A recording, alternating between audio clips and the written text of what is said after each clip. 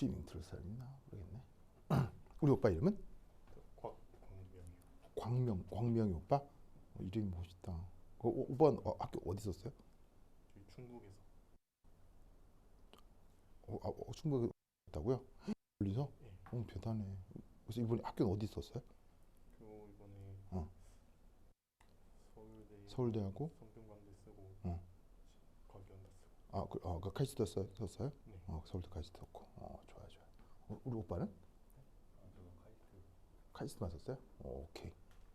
혹시 아는 사람이에요? 아는 사람. 그래. 친한 친구. 그래요. 알겠습니다. 좋아. 그래서 우리 언니? 우리 언니 이름은? 용현정? 현정이 언니? 오케이. 현정이 언니 어디 썼어요?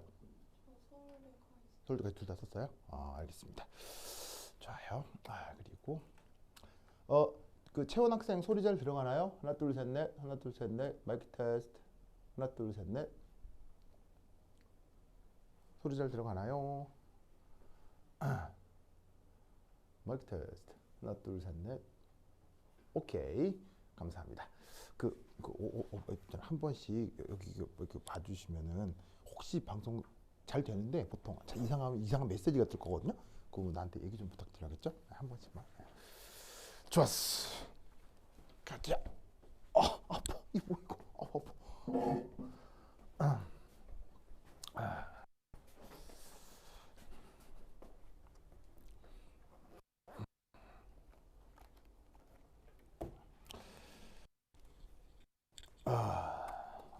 반가워요.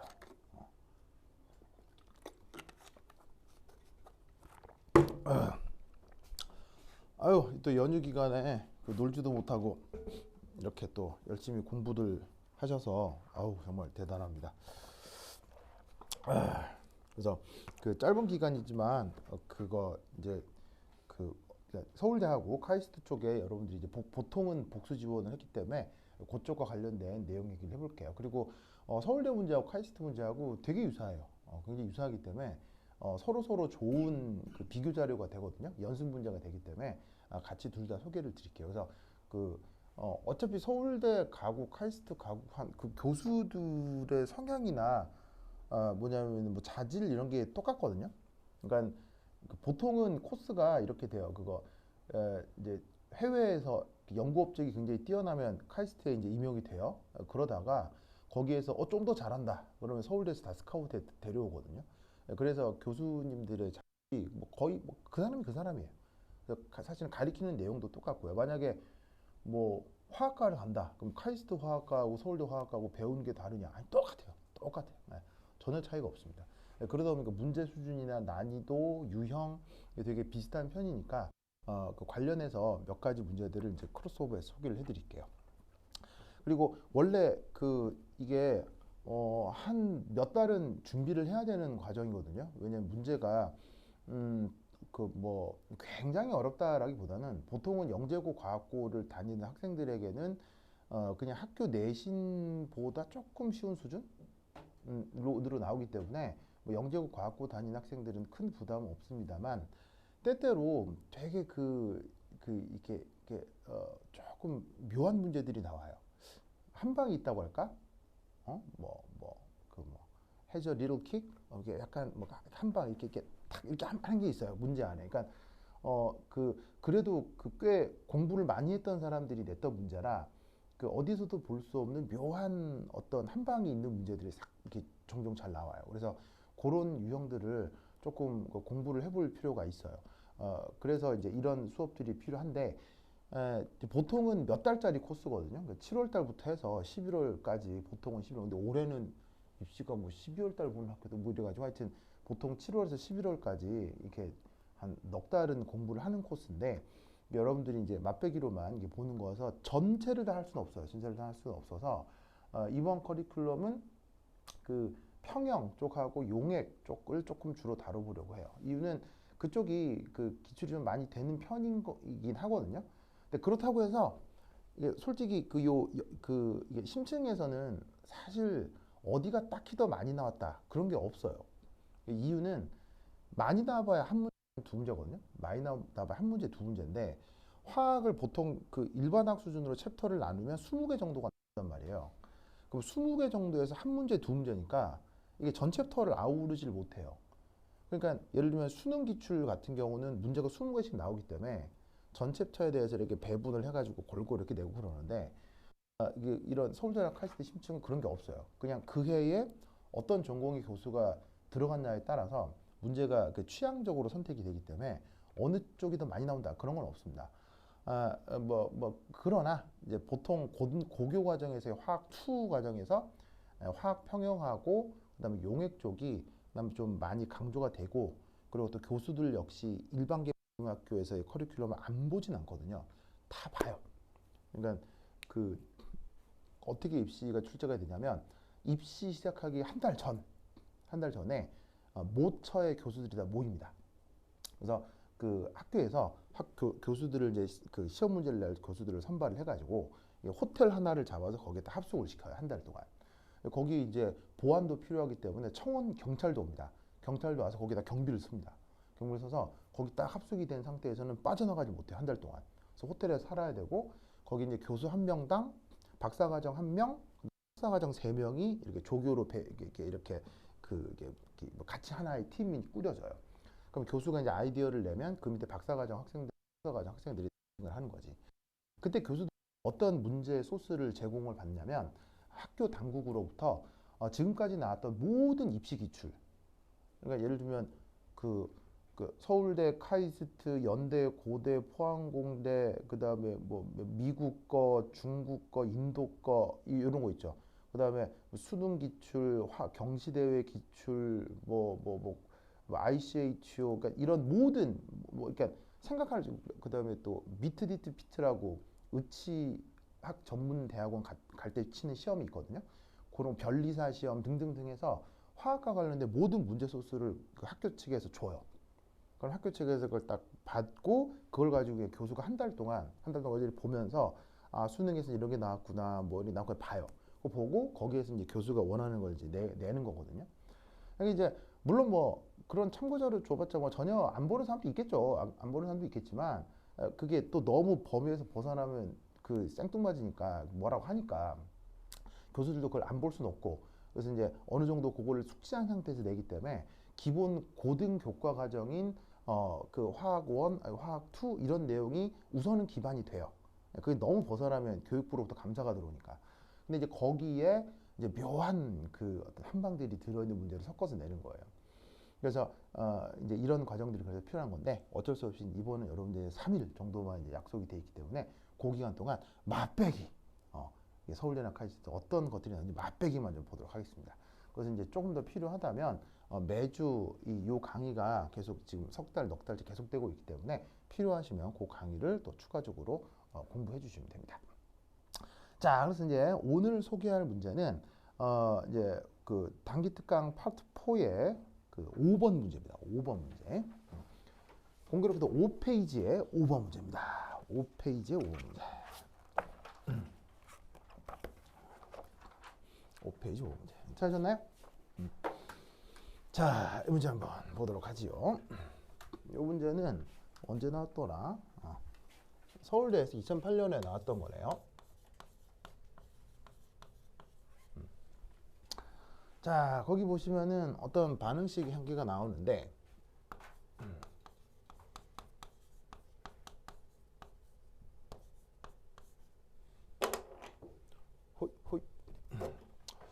뭐 수용 중인 것 같습니다. 용매가 딱히 무리다 말다 뭐 그런 말은 없는데 뭐 어떤 용액 중에 A와 B 사이의 반응입니다. 그래서 반응물은 A고 생성물이 B입니다.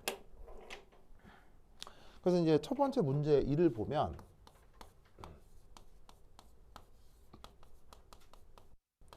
얘네가 처음에 평형 상태에 있었답니다. 그래서 뭐 상황을 보면 용액 중이 있는데 A하고 B가 평형 상태고 B가 B0, A0의 평형 농도를 이렇게 존재한다. 그러면 이 초기 평형 상태에 대한 A하고 여기 이제 설명을 조금 써보면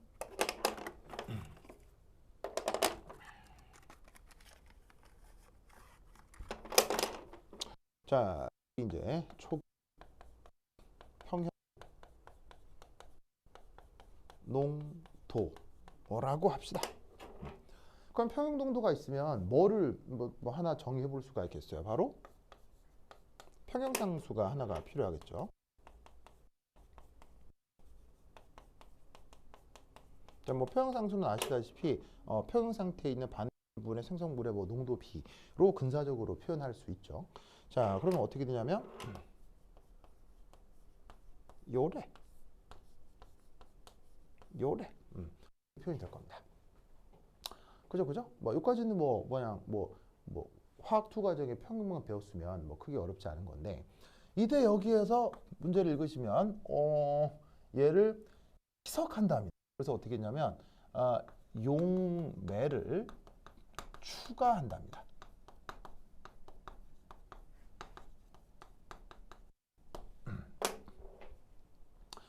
여기다가 요 용매 부피 그대로 또 놓으면 얘는 2배 희석되는 거고 용매 부피 2배를 넣으면 3배 희석되는 거고 무슨 말이냐겠죠?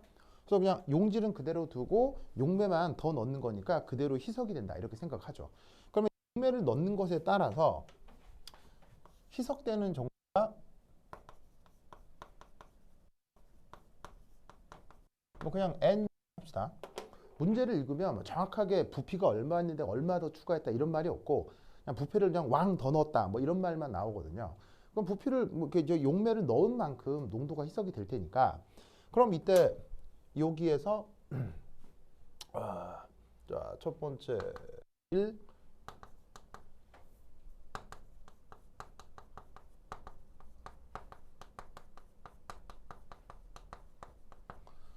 희석을 한 후 이제 초기 상태가 어떻게 될 거냐면 자, B 같은 경우는 앞서의 평형 농도의 N 그 다음에 A 같은 경우는 앞서의 평형 농도의 N 이만큼 농도가 뭐 달리 표현이 되겠죠. 부피를 뭐 더 이렇게 용매를 더 많이 집어넣었으니까. 그러면 이게 이 상태의 Q라는 표현이 있죠. 자, 어떤 표현입니까? 바로 그 유명한 반응 지수라는 표현인데 이 반응 지수는 어떻게 돼요? 평형에 도달하기 전 요 둘 사이의 초기 농도로 표현된 어떤 농도 비표현을 반응 지수라고 하죠. 역시나 뭐분의 뭐 반응물분의 생성물인데 초기 농도 그대로 뭐 여기에 제시를 해주면 이렇게 쓰시고 이렇게 쓰신 다음에 여기다가 제곱. 여기 이제 생성물의 화학량은 2니까 여기다가도 제곱. 자, 그러면 간단하게 이제 표현해 주면 이건 어찌 될 거냐면 n분의 1 한 다음에 열에 맞나요? 맞죠? 자, 그런데 여기 보시면 요만큼을 뭐라고 했던 거예요? 평형수라고 했으니까 넣고 계산해 주면 뭐 n분의 k 이렇게 표현이 되겠네요. 자, 이때 어쨌거나 용매를 더 넣었으니까 n 이 녀석은 당연히 값이 어땠을 거냐면 요 놈은 분명 1보다 클 거란 말이에요. 그죠? 1보다 클 거란 말이에요. 그럼 여기서 우리는 어떤 생각을 할 수가 있냐면 바로 이게 1보다 크니까 반응 지수하고 평형상수를 비교했을 때 어디가 더 크고 어디가 더 작다라고 볼 수 있겠습니까? 바로 여기에 있는 반응 지수가 더 작다 이렇게 표현을 해볼 수가 있겠죠. 맞나요? 맞죠? 그러면 이때 평형상수에 비해서 반응 지수가 더 작으면 우리는 이제 어떤 생각을 했어요? 평형과 관련된 중요한 수식 중에 하나 이런 수식이 있죠. 델타 G는 델타 G제로 더하기 RT 로그 Q 바로 화학평형과 관련된 아주 중요한 표현입니다. G라고 해서 깁스 에너지라고 하는 녀석인데 사실은 이 수식이 그 수능 교과 과정에 있었거든요. 있었는데 없었죠. 있었는데 없어졌습니다. 그래서 한 4, 5년 전까지 수능에 나왔다가 최근에 이제 없어졌는데 그러면 서울대나 카이스트에서는 이런 게 나오느냐? 예, 잔뜩 나옵니다. 아주 잔뜩 나옵니다.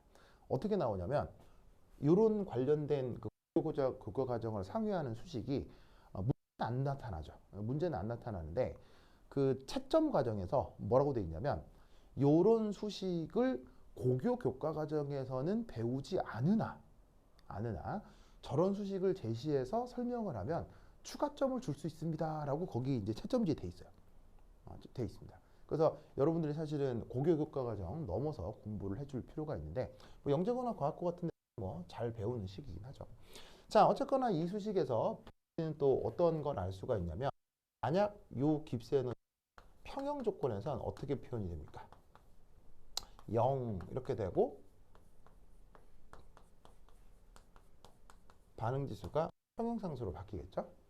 그럼 위에서 아래 빼주시면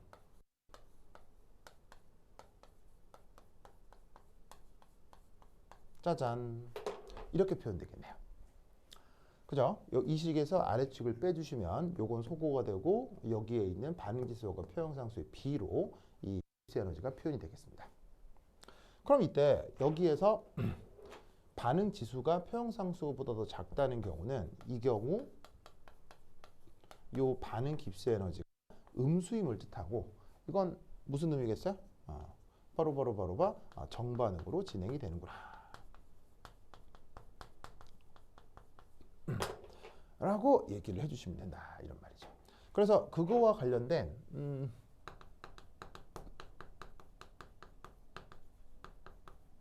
평형 양론을 한번 생각을 해보면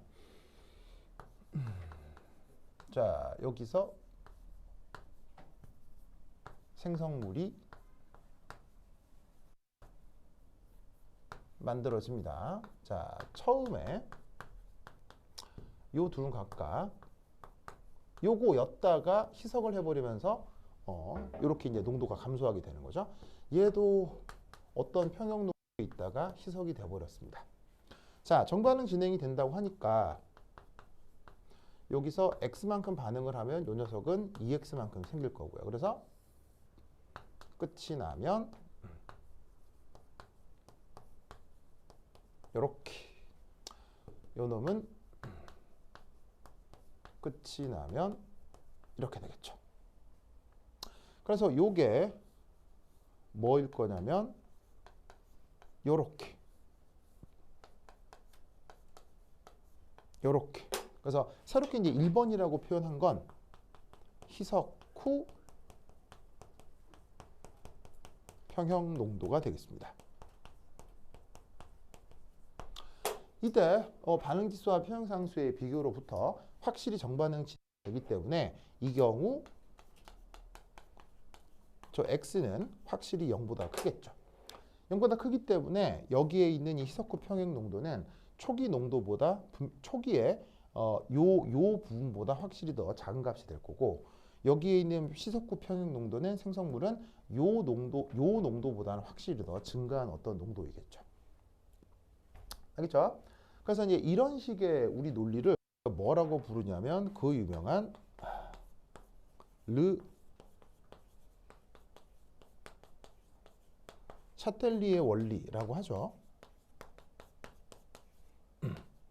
그래서 르 샤텔리에 원리는 여기에 있는 이식 하나만을 빼버리면 그냥 일반계 고등학교에서도 배우고 수능에도 맨날 출제되는 중요한 내용이긴 합니다. 그래서 사실 저 1번은 어떤 의미에서 보면 몸풀기 문제예요. 빵점 방지용 문제라고 할 수 있겠죠.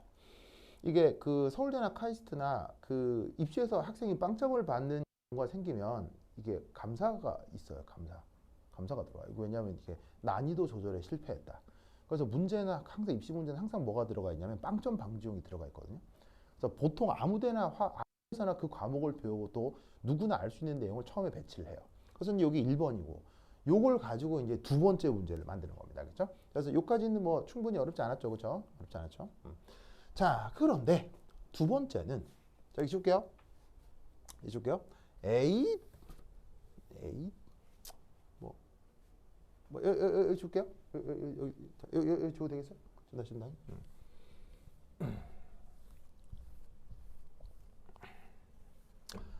자, 두 번째는 문제를 읽으면 그 뭐라고 되어 있냐면 이렇게 되어 있을 거예요. 단열 용기 속에서 희석을 한다. 이런 말입니다. 그래서 주어져 있는 용기가 이렇게 이제 오픈되어 있는 게 아니고 이렇게 푹, 알겠죠? 닫혀 있습니다. 그리고 이제 여기서 묘한 건 얘가 이렇게 단열. 자, 단열이라는 말의 뜻이 뭡니까? 열출입이 없다는 뜻이죠. 그 말은 열출입이 없기 때문에 만약 내부에서 혹은 발열 반응이나 흡열 반응 등이 진행될 수 있겠죠. 그럼 얘가 발열 반응이 되면 어떤 일이 벌어지겠어요? 이 안에 온도가 어떻게 될 수 있겠죠? 올라갈 수도 있고요. 그 다음에 흡열 반응이 되면 이 내부 온도가 어떻게 될 수 있겠어요? 감소할 수도 있겠죠. 그러면 그게 누구에 영향을 줄 수 있죠? 온도가 바로 평형상수에 영향을 줄 수가 있겠죠. 평형상수는 언제 변합니까? 바로 그 반응이 처한 온도에 따라서 평형상수가 달라질 수 있죠. 아까는 열린 공간 속에서 그냥 이런 대기 중하고 평형을 이룬 상태에서, 즉 주변 온도하고 반응의 온도하고 큰 차이가 없이 계속 이제 일정하게 유지되는 상태에서의 논리가 이거였기 때문에 첫 번째에서는 이 평형상수가 바뀔 일이 없는 거예요. 그런데 이게 단열 용기가 돼버리면 이 주어진 반응이 발열일 수도 있고 흡열일 수도 있잖아요. 그럼 발열일 수도 있고 흡열일 수도 있으니까 그럼 평형상수가 변하겠네? 그럼 평형상수가 변하는 것과 희석의 효과가 동시에 진행이 되면 여기에서 평형이 어떤 방향으로 변할 거냐를 묻는 문제예요. 이런 문제는 극히 드물어요. 이런 타입의 문제는 극히 드물어요. 왜냐? 사실 물리학적인 처리가 아주 어렵기 때문이에요. 이게 이제 이런 화학 평형을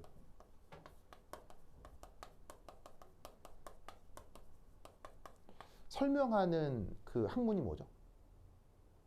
화학 평형을 설명하는 학문. 그걸 우리가 연력학이라고 하죠.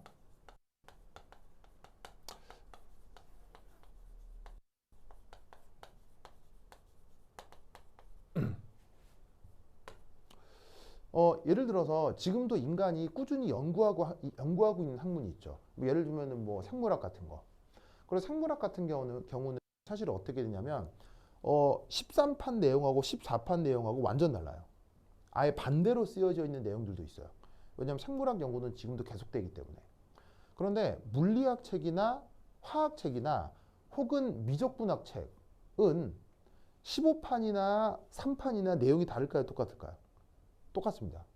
다른 게 1도 없습니다. 뭐만 달라지냐면 글씨 폰트, 뭐 편집, 뭐 색깔 뭐 이런 것만 달라지지 내용이 달라지는 건 1도 없습니다.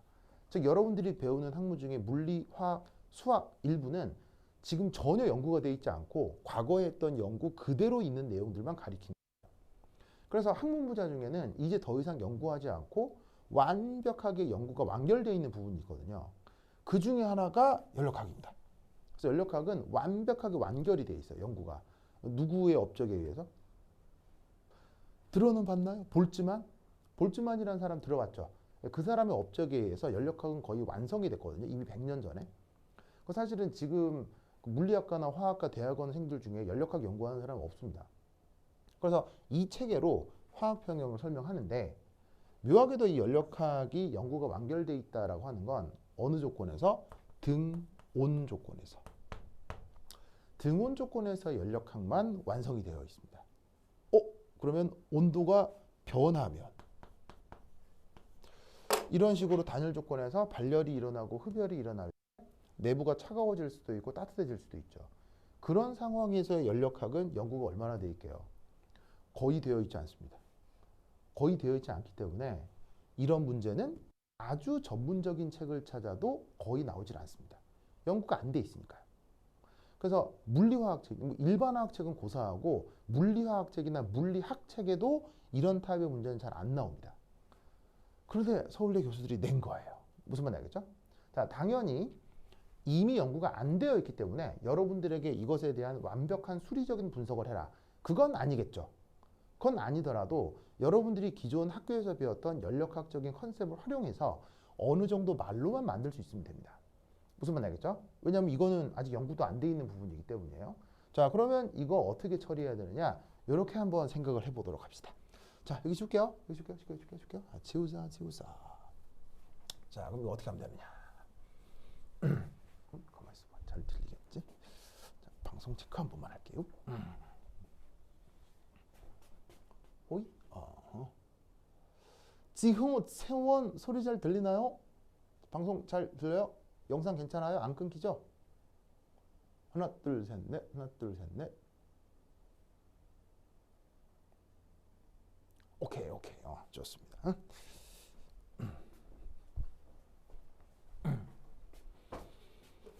자, 그럼 얘를 이제 어떻게 생각을 해볼 수가 있느냐. 자, 우선 1. 지금 문제에서 살펴보시면 이게 뭐 발열인지 흡열인지 알 수가 없잖아요. 문제에서는 제시해주고 있지 않습니다. 그럼 이 말은 무슨 말이겠어요? 경우의 수를 나누어 판단하라는 얘기겠죠. 자, 그러면 흡열이라고 합시다.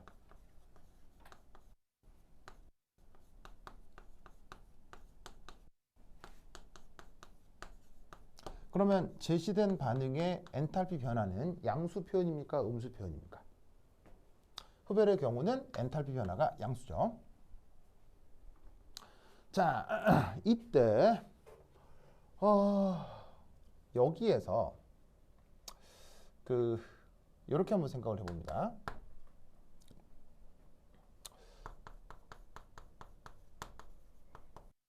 평형 상수는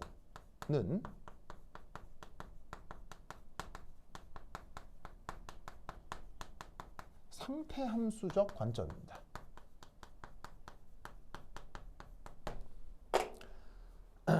연력학에는 함수가 크게 두 가지가 있거든요.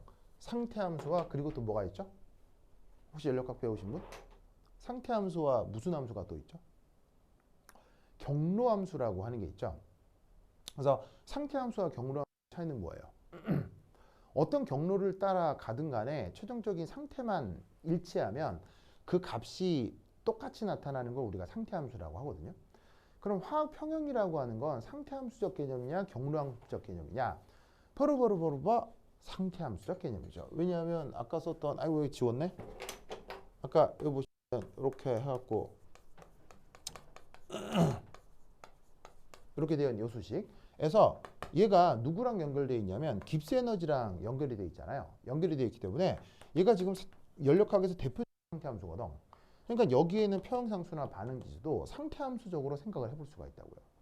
그럼 이걸 왜 이렇게 표현을 하느냐? 자, 이겁니다.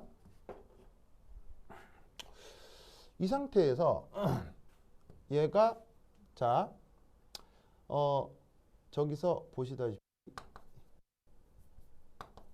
희석 후 온도 변화 없이 평형에 도달했다고 한번 가정을 해봅시다. 그러면 저기에 요 단열 그릇 내에서 자, 아직 온도 변화가 없습니다. 온도 변화 없이 여기 용매 안에 B는 희석된 상태에서 자, 아까 여기 얘기했던 것처럼 2x만큼 살짝 양이 증가해 있고 A는 요 A0 초기 농도에 희석한 것에 x만큼 살짝 반응이 진행되었다라고 하는 게 지금 요 상황이겠죠. 그래서 이게 지금 뭐냐면 아까 직전 단계에서의 평형 농도, 직전 단계에서의 평형 농도인 거예요. 아시겠죠? 그리고 이때 온도를 T low라고 표현합시다.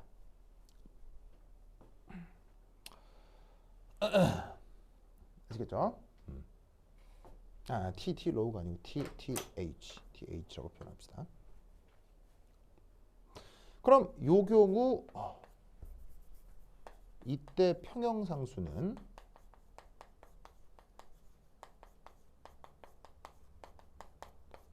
K low 이렇게 표현되면서 뭐분의 뭐로 표현되겠어요? 얘분의 얘 뭐 이렇게 또 표현이 되겠죠.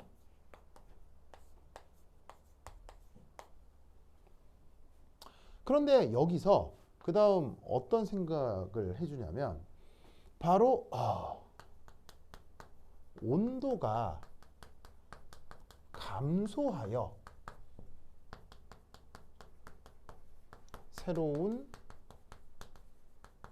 평형에 도달했다고 쳐봅시다.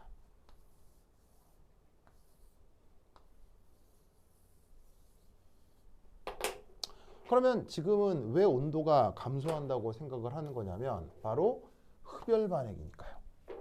그래서 반응 진행이 된 다음 이 온도를 사실은 맨 처음 시작했던 여기서의 온도 TH와 똑같이 유지를 한 상태의 반응에서 흡열 반응을 통해 온도가 감소했다면 그 온도가 감소한 새로운 상태로 또 만들어 보자 이런 얘기예요. 그러면 여기에서 이렇게 바로 오나 아니면 얘가 이렇게 됐다가 이렇게 되나 결과는 같다는 얘기예요, 결과는 다르다는 얘기예요. 결과는 동일하다는 얘기예요. 왜? 평행상수가 상태함수적으로 구성이 된 거라서 그런 거예요. 그래서 이렇게 두 단계로 생각을 하면 조금 더 논술을 하기 편한 겁니다. 무슨 뜻인지 아시겠죠? 알겠죠? 그러면 이 경우 어떻게 되느냐? 온도가 감소해서 새로운 평형에 도달했을 때 그때 여기에 있는 요 B의 새로운 평형 농도는 B2. 그 다음 A의 새로운 평형 농도는 A2라고 해보자. 이런 말이에요.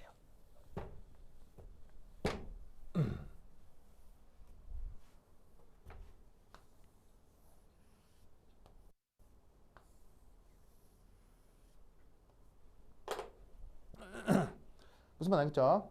자, 그럼 여기서 알 수 있는 사실은 뭐냐면 이겁니다. 흡열 반응의 경우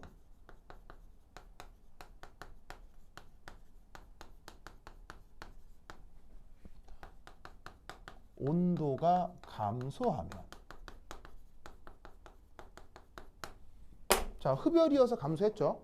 근데 흡열이어서 감소했는데 어쨌건 온도가 감소해버리면 어떤 일이 벌어집니까?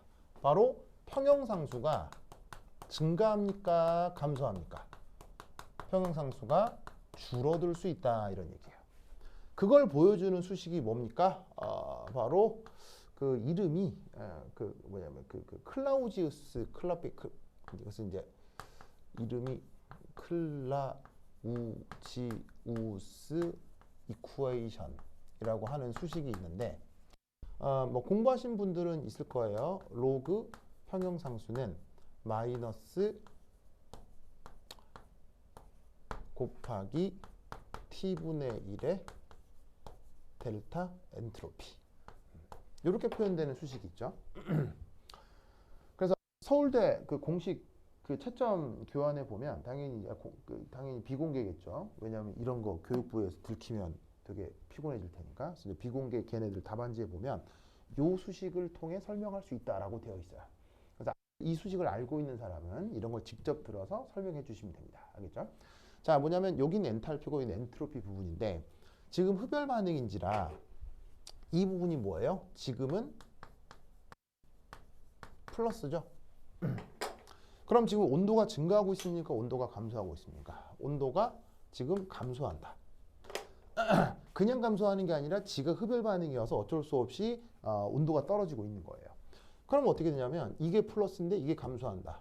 그럼 얘는 커지겠어? 얘는 작아지겠어? 얘는 보시다시피 얘도 마찬가지로 작아질 수밖에 없겠죠. 무슨 뜻인지 아시겠죠? 여기 이제 마이너스 부호가 있으니까 얘가 작아지면 요게 왜냐면 분모가 커지니까 분수 자체는 커질 거고 마이너스가 있으니까 얘는 감소하게 될 거다 이런 얘기죠. 아시겠죠? 이제 간단한 뭐 증가하는 관계니까.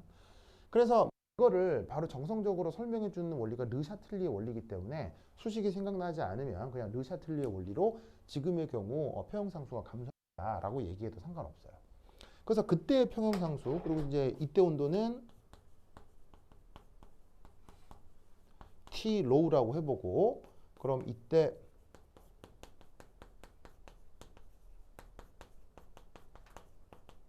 평형상수는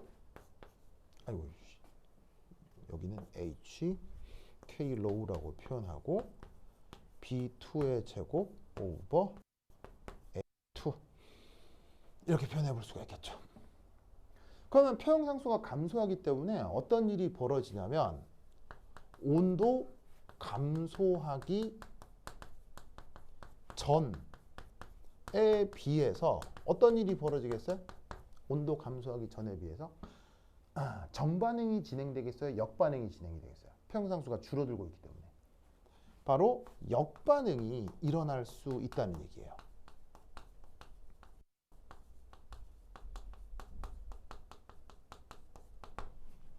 무슨 뜻인지 아시겠죠? 그래서 어떻게 되냐면 처음에 이 비의 농도가 온도가 변하기 전에는 어떤 상태였어요? 바로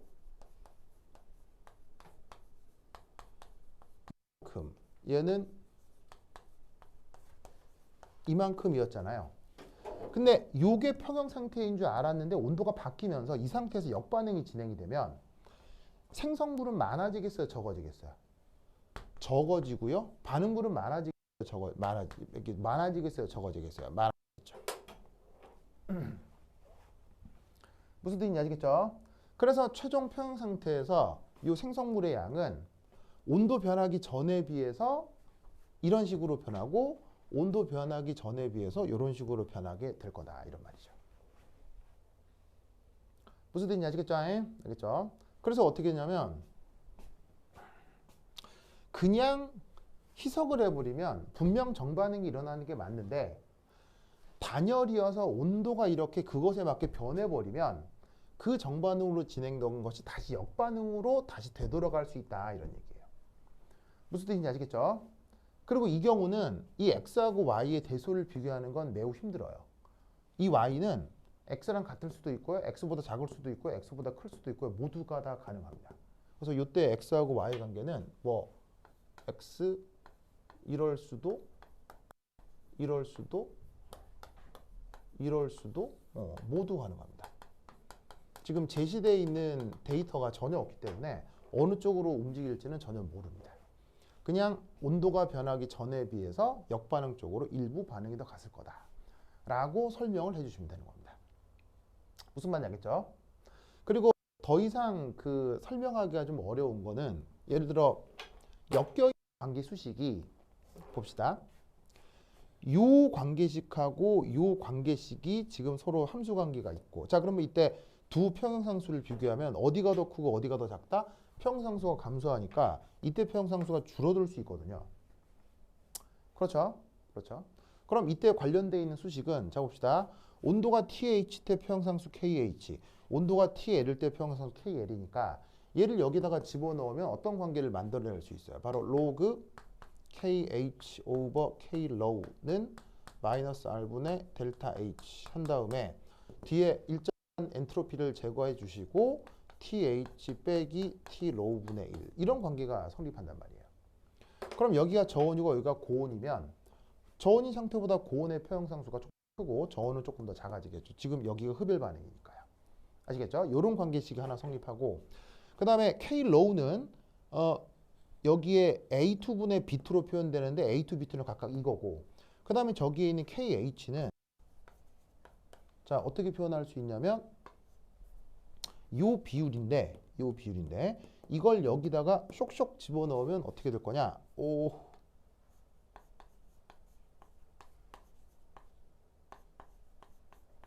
의 제곱 나누기 요거 이 각각이 바로 A1, B1이죠. 그런데 원래는 어디서 출발했냐면요. 여기서 출발했단 말이에요. 여기서 출발했는데 여기하고 여기 온도는 똑같기 때문에 사실은 여기에 있는 KH는 저 고온에서의 표현상수는 뭐랑도 같냐면요. 요거하고도 같아요. 무슨 말 알겠죠? 알겠죠? 지금 관계식이 여러 개 엮여 있어요. 그러니까 얘도 엮여 있고 얘 이 세 개가 엮여 있는 거예요. 그러니까 거기에 심지어 이렇게 초월함수까지 엮여 있기 때문에 수리적으로 방정식을 완벽하게 풀어서 수리적으로 보기는 힘들어요. 알겠죠? 요건 다항함수지만 요건 초월함수잖아요. 그럼 다항함수, 초월함수 섞여 있는 경우는 방정식 풀기 쉬워요, 어려워요? 곤란하죠. 무슨 말 알겠죠? 그럴 경우는 어쩔 수 없이 수리적으로 얘기하는 게 한계가 있기 때문에 이렇게 말로만 표현해 주시면 되는 겁니다. 어떻게 하면 된다고요? 희석만 하면 정반응으로 갔다가 온도 변화에 역반응으로 간다.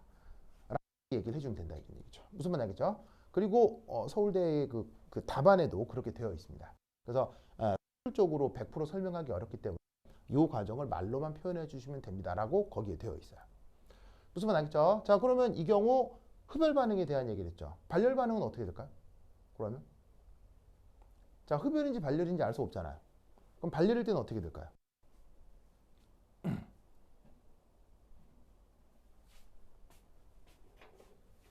이 발열 반응일 경우 발열 반응일 경우 그 엔탈피 변화가 음수인 거죠. 어떻게 된다? 1과 결과가 같습니다. 1에 한 결과가 똑같습니다. 아시겠어요? 자, 발열이면 온도가 올라갑니까? 온도가 떨어집니까? 발열은 온도 감소죠. 그럼 온도 감소기 때문에 발열은 온도 증가잖아요. 그럼 어떻게 되냐면 여기서부터 희석만 했다. 여기까지는 똑같을 거 아니에요. 온도를 동일하게 했을 때는. 그런 다음 발열이라고 하면 온도가 올라가겠죠. 그럼 온도가 올라가서 이때는 T 로우가 아니라 더 TH 더 고온이라고 해보자 이런 말이에요. 그러면 발열 반응에서 고온이 되면 표형상수는 커져요. 표형상수는 작아져요. 또 표형상수는 작아지는 거예요. 그러니까 어떻게 되냐면 발열이면 온도가 증가하고 온도 증가 시에 발열 반응의 표형상수는 또 이 시기에서 줄어들 거 아니에요. 혹은 르샤틀리에 원리에 의해서. 그럼 이때도 어떻게 되냐면 희석 때문에 살짝 정반응으로 갔다가 다시 역반응으로 변하는 거예요. 온도가 변하면서. 무슨 뜻인지 알겠죠? 그러니까 논리는 같아요.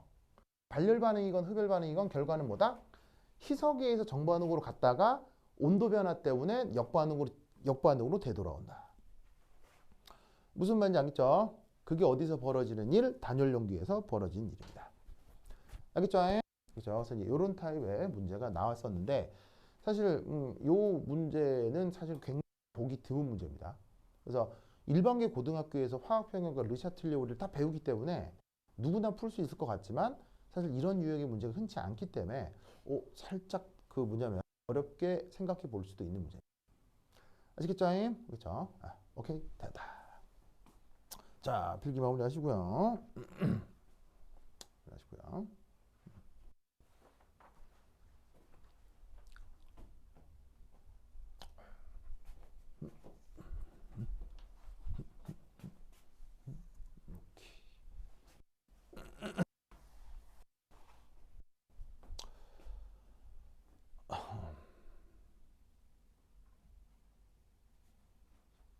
자, 그다음 요거 한번 해볼까요? 한번 해볼 거냐면 뭘 한번 해볼까?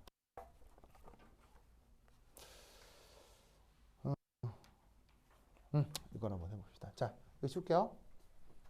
쉰다. 헤이트.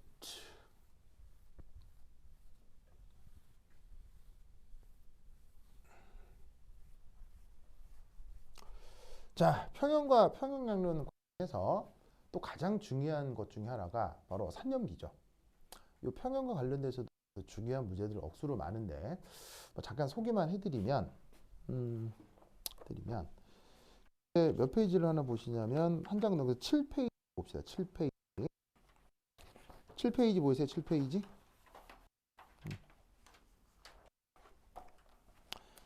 7페이지에 보시면 9번 문제 찾았어요? 7페이지 보시면 9번 문제. 자, 7페이지 9번 문제가 그 뭐냐면 서울대 화학과의 서정원 교수님이 내신 거거든요. 그래서 이제 서정원 교수는 서울대 내에서도 천재로 꼽혔던 사람 중에 한 명이에요. 그분이 아마 서울대 입학했을 때 수석으로 들어왔을걸? 1960년도에? 60년대. 천재 중에, 서울대가 배출한 천재 중에 한 명인데, 그분이 내신 거예요. 알겠죠? 그래서, 사실은 그 역시나 보기 어려운 유형입니다. 보기 어려운 유형인데, 되게 복잡해지는데, PV는 NRT와 평형 관계를 잘 생각을 하면, 혹은 뭐 뭐 달턴의 부분합 이런 것들을 잘 고려하면 조합해서 풀 수 있어요. 다만 수식의 양이 많고 수식에 대해서 이제 2차 방식, 근해 공식 이런 걸 생각을 해야 되기 때문에 조금 그 뭐냐면은 좀 새로운 유형이지만 여러분들이 수학 시간에 수학 문제 푼다라고 생각하면 충분히 접근해서 풀 수 있는 문제예요. 그래서 이 9번 문제 한번 해보도록 하시고요. 뒤 해설지가 잘 붙어있기 때문에 해설지 차근차근 보시면서 공부하시면 됩니다. 알겠죠? 내 모든 교재에는 해설이 다 있기 때문에 공부하시면 됩니다. 그리고 거기 그 9번 문제 같은 것들도 보면 이게 서울대나 카이스트 문제, 서울대 문제의 특징인데 그 서울대나 카이스트 문제 보시면 거기 보시면 괄호 1, 괄호 2 있고 괄호 3, 괄호 4, 괄호 5 돼 있죠. 보이세요? 괄호 3, 괄호 4, 괄호 5에 추가라고 돼 있죠. 추가. 이 추가가 뭐게요? 추가가 뭐냐면 서울대가 절대로 인터넷에 공개하지 않는 문제들이에요. 공개하지 않고 그날 당일날 학생들한테 그 뭐냐면 갑자기 물어보는 문제예요. 그래서 인터넷 절대 공개하지 않고 그 시험장에서 학생이 어느 정도 수행을 그 문제를 풀어 나가면 학생이 문제를 풀어 나가는 방향에 따라서 추가 문제가 다 붙어 있어요. 잘 풀면 잘 푸는 대로 못 풀면 못 푸는 대로. 보통 기존의 문제들을 잘 해결을 하면 그 교수가 추가 문제를 제시하거든요. 그 교수가 제시하는 추가 문제도 그냥 제시하는 게 아니고요. 그 교환에 다 있어요. 그래서 거기에 보시면 채점 기준에 이렇게까지 대답하면 이것도 물어보세요. 그리고 답하면 추가점을 줄 수 있습니다. 이렇게 나와 있어요. 그래서 그런 추가 문제들까지 다 수록을 해뒀거든요. 그래서 이런 추가 문제는 절대 공개가 안 되는 거기 때문에 이런 문제들도 나왔다는 건 내 자료를 가지고 좀 살펴보시기 바래요. 요거에 대한 해설지도 뒤에다 붙어 있으니까 같이 한번 살펴보시기 바랍니다. 그리고 이런 공식 문제들의 해설지는 내가 쓴 게 아니고 서울대에서 제시하는 거예요. 서울대가 답안지를 제시하진 않거든요. 제시하지 않는데 이제 서울대가 제시하고 있는 답안지를 뒤에 수록을 해뒀기 때문에 공개하지 않는 답안지를 수록해뒀기 때문에 이런 것도 한번 살펴보도록 하세요. 아시겠죠? 그죠? 자, 됐고 그 다음에 9페이지에 9페이지 한번 보실까요? 9페이지 9페이지 13번 문제도 한번 꼭 공부를 하세요. 찾았어요? 9페이지 13번 문제.